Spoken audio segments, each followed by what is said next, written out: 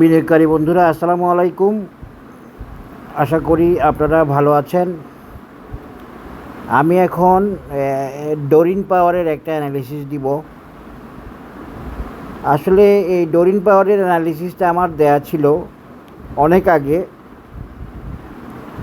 আমি একটা rounding bottom হিসেবে দেখাইছিলাম, কিন্তু এত সময় নিচ্ছে এই অ্যানালিসিসটা এখনও ওকে হয় নাই।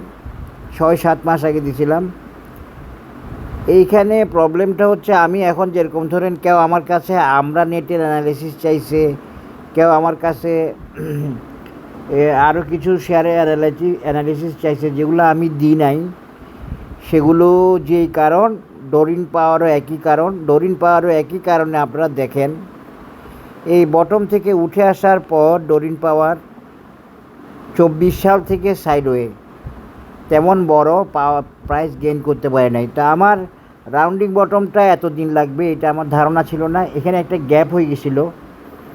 আমি একটা বিষয় না দেখে ডোরিন পাওয়ারকে রাউন্ডিং বটম বলছি। তো ওই বিষয়টা যদি দেখতাম তাহলে আমি আর রাউন্ডিং বটমের অ্যানালিসিসই দিতাম না, এবং আমি খেয়াল করি না, ওইটা দেওয়া হয় না। পরবর্তীতে যখন আমার কাছে অন্যরা ডোরিন পাওয়ার অ্যানালিসিস চাইছে, তখন আমি বলছি ডোরিন পাওয়ারে ঝামেলা আছে, দেরি হবে। তা আজকে একজন আমার কাছে ডোরিন পাওয়ারের অ্যানালিসিস চাইছে, এবং ডোরিন পাওয়ারের অ্যানালিসিস চাওয়ার পর আমি এখন দেখলাম, যেটা আমি দেখতে পাচ্ছি, ডোরিন পাওয়ার যে কারণে এতদিন ধরে সাইডওয়েতে ছিল, এটা ছিল আসলে একটা টাইম কারেকশান। এটা কিন্তু কনসলিডেশন না, এটা ছিল একটা টাইম কারেকশান। এই টাইম কারেকশানের সময়টা আশা করতেছি শেষ হয়ে আসতেছে, এবং এইটা হলো এই রেজিস্ট্যান্স 32 টাকা। টাইম কারেকশান শেষ হওয়ার রেজিস্ট্যান্স, টাইম কারেকশান তো শেষ আজকে 12ই মে, সে 1 বছরের বেশি, 6-7 মাসের বেশি। তো এই ডোরিন পাওয়ার যে সাইডওয়ে করছে, এইটাই ছিল ওর উইকনেস, ওর প্রবলেম। যে ধরনের প্রবলেমের কারণে আমি বেশ কয়েকটা শেয়ারে অ্যানালিসিস দিই নাই। যেরকম দিই নাই বিকন ফার্মার, যেরকম দিই নাই আমরা নেটের, কিংবা আমরা টেকের, আমরা নেটের, আরও অনেকগুলো আছে, বেশ কয়টা। তো ওই প্রবলেমটাই ডোরিন পাওয়ারের ছিল এবং এত দিন সময় নিছে। সেজন্য আমি এখন ডোরিন পাওয়ারের অ্যানালিসিস দিচ্ছি, এবং দেখলাম যে ওই প্রবলেমটা সলভ করার জন্য ডোরিন পাওয়ার কিছুটা স্বাভাবিকতার চেয়ে বাইরে গিয়ে বুলিশ হয়েছে, এবং যে কারণে ওই ইন্ডিকেটরগুলোর মধ্যে প্রভাব পড়ছে, এবং দেখা যাচ্ছে যে ডোরিন পাওয়ার এবার উঠে আসার একটা সম্ভাবনা তৈরি হতে যাচ্ছে। আশা করি আপনারা বিষয়টা বুঝতে পারছেন। আমি ওই যে রাউন্ডিং বটম দিয়েছিলাম, এরপরে যারা যত অ্যানালিসিস চাইছে আমি দিনে এবং বলছি দেরি হবে, ডোরিন পাওয়ার উঠতে দেরি হবে, আমি এভাবেই বলছি।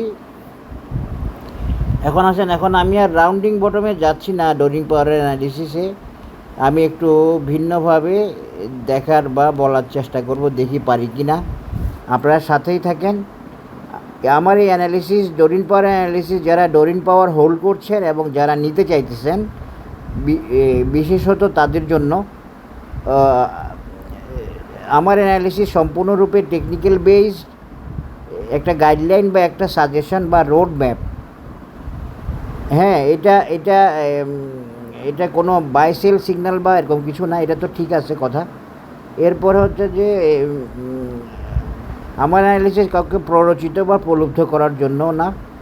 আর আপনাদের কাছে অনুরোধ থাকবে যে আপনারা অবশ্যই আমার অ্যানালিসিস ভালো লাগলে শেয়ার করবেন এবং সাবস্ক্রাইব করবেন, আশা করি। এখন দেখেন ডোরিন পাওয়ারের ডে চার্টে আমরা কি দেখতে পাচ্ছি। আমি যে জায়গায় প্রবলেম সলভের একটা সিগন্যাল দেখতে পাইছি, সাথে সাথে আমি অ্যানালিসিসটা দিছি, এবং একজনে ডোরিন পাওয়ারের জন্য রিকোয়েস্ট করছে। তো দেখতে গেলাম যে ডোরিন পাওয়ার কি ওকে হয়েছে কি না, দেখি যে ওকে হয়ে আসতেছে, ওকে হয়ে যায় নাই। এটাও আবার বলে রাখি, ওকে হয়ে আসতেছে, ওকে হয়ে যায় নাই। তবে ডোরিন পাওয়ারকে আপনারা এবার ভিন্ন মুভমেন্টে, ভিন্ন প্রাইস অ্যাকশানে, ভিন্ন পাওয়ারে দেখতে পাবেন আশা করি। এবং দেখেন সেটা সে প্রমাণ দিয়েই ফেলছে, একটা ভালো ক্যান্ডেল করছে লাস্ট ডে, এবং তানকেনসেন কুজেনসেনকে সাথে নিয়ে টুইস্ট অবস্থায় উঠে আসছে, এবং ডোরিন পাওয়ার এখন বুলিশ। ফিউচার ক্লাউড গ্রিন, আপিস, এমএসিডিতে buy signal, cross over, bullish এবং পজিটিভ কনভার্জেন্স দেখা যাচ্ছে। তো আলটিমেটলি ডে চার্ট হিসেবে ডোরিন পাওয়ার পারফেক্ট। আরও একদিন আগে এটা অ্যানালিসিস দিতে পারলে আরও ভালো হতো, এরকম ব্যাপার। তো এই ধরনের অ্যাবনর্মাল মুভমেন্ট, আবার একদিন দুই দিনের অ্যাবনর্মাল মুভমেন্ট আবার কী হয়, একটু স্লো হইতে হয়। সেরকম কিছু হয়তো হইতেও পারে ডোরিন পাওয়ারকে, বাট এই অ্যাবনর্মালি বুলিশ মুভমেন্টটা ডোরিন পাওয়ারের তার দুর্বলতা কাটিয়ে সামনে এগিয়ে আসার জন্য, ইন্ডিকেটর অসিলেটরগুলোকে ফেভারে নিয়ে আসার জন্য এই মুভমেন্ট, যেই মুভমেন্টের মাধ্যমে তার অনেক দিনের টাইম কারেকশান শেষ হয়ে আসার একটা সিগনাল। ডোরিন পাওয়ার উইকলিতে ভালো আছে, তবে উইকলি ক্যান্ডেলটা পজিশানটা একটু অ্যাবনর্মাল লাগতেছে আমার কাছে। এটা নেগেটিভ কিছু না, তবে খুব সিস্টেমেটিক না আর কি, সুন্দর মানে খুব সুন্দর হয়নি উইকলি ক্যান্ডেলটা। এর মধ্যে ফিউচার ক্লাউড ওকে, ফিউচার ক্লাউড গ্রিন আছে এবং MACDও ফার্স্ট ক্লাস আছে, সব কিছু ঠিক আছে। এই ডোরিন পাওয়ার আমার কাছে লাস্টে যখন অ্যানালাইসিস চাইছে আমি বলছি ডোরিন পাওয়ার আরও দেরি হবে, আমি তখন দিই নাই আর। তা আজকে দিচ্ছি। আসেন এখন ডোরিন পাওয়ার অ্যানালিসিসে তার আগে একটু আমি ট্রেন্ডটা একটু দেখব। ট্রেন্ড ওকে, দেখেন আপ ট্রেন্ডে আসছে ডোরিন পাওয়ার একটা মুভমেন্ট দিয়েই। তবে খুব স্ট্রং আপ ট্রেন্ড তো এখনও শুরু হয় নাই, এই জন্য স্ট্রং না। এরপরে আমরা যদি অসাম অসিলেটর দিয়ে দেখাই, অসামে দেখেন পজিটিভ কনভার্জেন্স আছে, পজিটিভ হিস্টোগ্রাম, পজিটিভ সাইডে বুলিশ মোমেন্টাম দেখাচ্ছে বা পজিটিভ মোমেন্টাম দেখাচ্ছে। সুতরাং অসাম এবং অরুণ ওকে আছে। একটু RSIটা দেখিনি ডোরিন পাওয়ারের জন্য। অনেকদিন পরে আমি ডোরিন পাওয়ারের অ্যানালিসিস আপডেট দিচ্ছি। আগের অ্যানালিসিসটা কিন্তু বাতিল হয়ে যাবে, কারণ সেটা ছিল রাউন্ডিং বটম। এখানে রাউন্ডিং বটম করবে কিনা একটু দেখি আগে, তারপরে বলবো। RSI দেখেন, এই যে বললাম যে এই ধরনের মুভমেন্টে একটু সমস্যা হয়, সেটা হচ্ছে হঠাৎ করেই একটা মুভমেন্ট দিয়ে সে RSI 72 নিয়ে আসছে। হ্যাঁ, তার RSI 72কে অনেকে ভয় পায়, অনেকে ঘাবড়ায়। 72 আসলে একদিক দিয়ে ভালো, তবে বিষয় হচ্ছে ডোরিন পাওয়ারের যাত্রা অনেক লং। ডোরিন পাওয়ার প্রাইস জানে কিভাবে সে মুভ করতে হবে, কিভাবে সে প্রাইস আগাইতে হবে বা প্রাইস গেইন করতে হবে, সেটা মার্কেট জানে। সুতরাং এই RSI দেখে বা ওইটা দেখে এভাবে ভাবার দরকার নাই। RSI ম্যানেজ করে তারপরে প্রাইস আগায়। RSI 100ও যাইতে পারে, 98ও যাইতে পারে।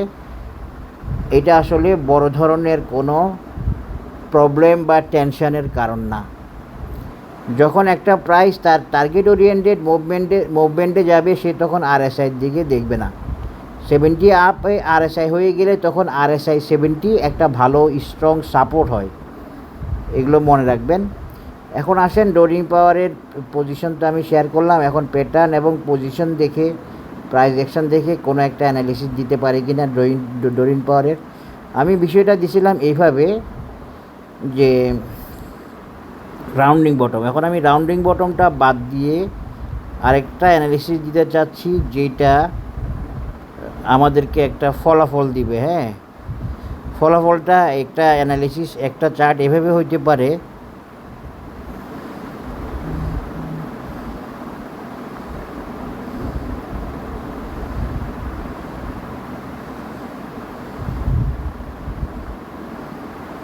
না, এটা কভার হয় না।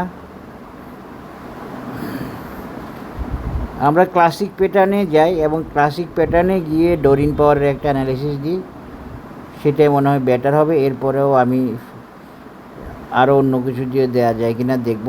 আগে আমি একটি ক্লাসিক প্যাটার্নে যাচ্ছি, ক্লাসিক প্যাটার্ন হয় কিনা দেখি। মেজারমেন্ট XA থেকে এতো, তারপরে 786 7 মোটামুটি ওকে আছে, ঠিক আছে।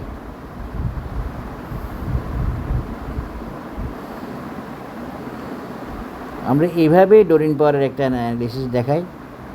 আপনাদেরকে একটা জিনিস মনে রাখবেন, স্টিল ওয়াটার রানস ডিপ। হ্যাঁ, যখন কিছু কিছু শেয়ার অনেক দিন বটমে থাকে, তার টেকনিক্যাল কারণে আটকায় থাকে, সেখান থেকে বেরোলে সে চেষ্টা করে খুব দ্রুত টার্গেটে পৌঁছাইতে বা সেই লেটটা কাভার করতে, দেরি হওয়াটাকে কাভার করতে। আশা করি বুঝতে পেরেছেন। এখন আসেন আমি ডোরিন পাওয়ারকে একটা ক্লাসিক সি হর্স প্যাটার্ন দিয়ে দেখালাম আপনাদেরকে, যেখানে একটা bottom B point already target meet হয়ে সাইডওয়েতে আসে এখন আমি আর রাউন্ডিং বটম দেখাতে চাই না, এটা এইভাবে দেখাবো। টাইম পার হয়ে গেছে রাউন্ডিং বটমের। এই 49 বা 50 টাকা হচ্ছে ডোরিং পাওয়ারের একটা শর্ট টার্ম টার্গেট। হ্যাঁ, এটা ডোরিং পাওয়ারের একটা শর্ট টার্ম টার্গেট। এটা আমি এই প্রাইস অ্যাকশান থেকে দিচ্ছি এক্স এবং ডি পরিমাণ। আর এরপরে টার্গেট কত হতে পারে ডোরিং পাওয়ারের? 70 টাকা। হ্যাঁ, এরপরের টার্গেট হতে পারে 70 টাকা। এটাও দেখাই রাখি, কারণ এখন তো বাজার প্রাইস দিবে, বাজার শেয়ারগুলোকে প্রাইস দিবে। যে শেয়ারগুলো ওকে হয়ে গেছে সেগুলোকে প্রাইস দিবে। কিছু ব্যাংক দেখলাম এখন ওকে নাই, ব্যাংক একটু পিছিয়ে থাকবে, কিছু ব্যাংক ভালো করবে। আমি যেগুলার অ্যানালাইসিস দিছি সেগুলো ছাড়া আরও কিছু থাকতে পারে, আমি এখনও দেখার সুযোগ পাই নাই। আজকে বেশ কয়টা দিছি। আর বাজার প্রাইস দিবে, তবে বাজার প্রাইস দিবে সেক্টর ওয়াইজে। আপনারা যে সেক্টরগুলোর অ্যানালিসিস ভালো সেগুলো ফলো করবেন, সেই সেক্টরগুলোতে এন্ট্রি দিবেন। যে সেক্টরগুলো সম্পর্কে ভালো বলতেছি খেয়াল রাখবেন। দেখতেছেন তো কি বলতেছি না বলতেছি, আল্লাহর রহমতে হয় কি না, মিলে কি না, আশা করি দেখতে পাচ্ছেন। তো সেভাবে আপনারা এন্ট্রি দেওয়ার চেষ্টা করবেন। সেক্টর একটা ভাইটাল জিনিস, আশা করি বুঝতে পেরেছেন। সেক্টর ওয়াইজ মুভমেন্ট হবে। আর হচ্ছে যে ইন্ডিভিজুয়াল আইটেমগুলোর অ্যানালিসিস ভালো সেগুলো আবার বসে থাকবে না, কারণ বাজার প্রাইস দিবে, বাজার প্রাইস গেইন করবে। বাজার ইনশাল্লাহ ওই যে একটা রেজিস্ট্যান্সের কথা বলছি আমি, ওই রেজিস্ট্যান্সে আশা করি থামবে না। এখন আপনারা বলতে পারেন আপনি তো এটা নিয়ে কনফিউশনে ছিলেন, এখন আবার থামবে না। আশা বলতেছি থামবে না। কারণ কি? কারণটা হলো আমি দেখতে পাচ্ছি যে শেয়ারগুলো বাজারের ইন্ডেক্সকে প্রভাবিত করে, বাজারের প্রাইসকে প্রভাবিত করে, সে শেয়ারগুলো এগিয়ে আসতেছে। খেয়াল করবেন কথা, শুধু চার্ট দেখলেই, প্যাটার্ন দেখলেই সব কিছু না। যে শেয়ারগুলো বাজারের ইন্ডেক্সকে প্রভাবিত করবে, যে শেয়ারগুলো বাজারকে উপরে নিয়ে আসবে, যে শেয়ারগুলো ভলিউমকে বাড়াবে, যে শেয়ারগুলো মানুষের কনফিডেন্স বাড়াবে, সে শেয়ারগুলো পজিটিভ দিকে আসা শুরু করছে। যেমন লাফার্জ হোলসিম, হ্যাঁ, তো যেমন একমি ল্যাব, যেমন এই রবি, বা এরকম আরও অনেকগুলো আছে যেগুলো। তো সেই কারণেই আপনারা সেক্টর ওয়াইজ অ্যানালিসিস দেখে এন্ট্রি দেওয়ার চেষ্টা করবেন, সাথে সাথে ইন্ডিভিজুয়াল অ্যানালিসিস দেখে এন্ট্রি দিবেন। আমার অ্যানালিসিস দেওয়া আছে আপনাদের জন্য। আপনারা যদি আমাকে বারবার একই দেওয়া থাকে অ্যানালিসিস চাইতে থাকেন, এটা তো আমার জন্য প্রবলেমের বিষয় হয়ে যায়। কারণ আমি আপনাদেরকে ভ্যালু দিই, আপনারা এটা বুঝতে হবে। আপনারা যদি আমাকে বারবার একটা মেসেজ দেন, সেটাকে আমাকে ভ্যালু দিতে হয়। তো আমি তো অ্যানালিসিস দিয়ে রাখছি, আপনাদেরকে ভ্যালু দিই বলেই তো আমি সব সেক্টর নিয়ে, সব এই আইটেম নিয়ে, ইন্স্যুরেন্সের বাইরে সব কিছু নিয়ে আমি রেগুলার বেসিসে অ্যানালিসিস দিচ্ছি। এবং অ্যানালিসিস তো ওকে হয়েছে ইন্স্যুরেন্সের চেয়ে অন্য আইটেমগুলোই বেশি, ঠিক না?